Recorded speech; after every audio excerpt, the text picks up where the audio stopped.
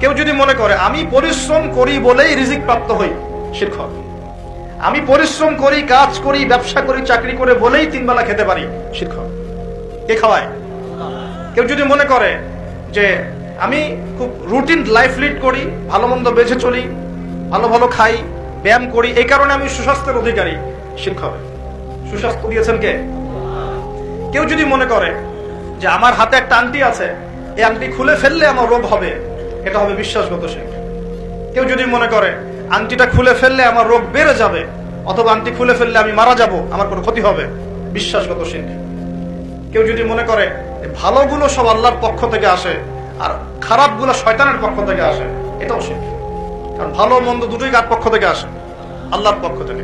চুল আঁচড়াচ্ছেন, চিরুনিটা হাত থেকে পড়ে গেল, কেউ যদি মনে করে এখন মেহমান আসবে বাসায়, এটা হবে একটা শিরকি আকীদা।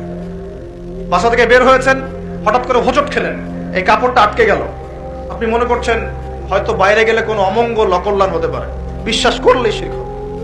কেউ যদি মনে করে যে রাস্তার পাশে লোক বসে